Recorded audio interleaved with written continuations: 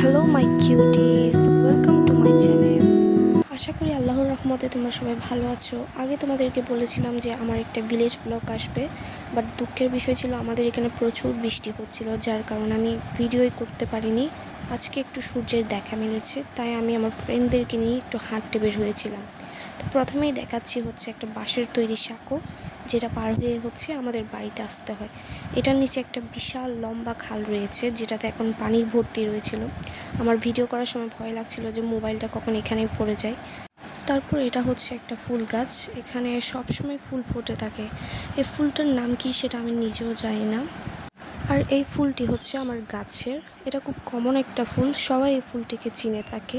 এটার নাম নয়নতারা। এটা নানা রঙের হয়ে থাকে, সাদা, গোলাপি, বিভিন্ন রঙের। এটা প্রায় সময় ফুটে।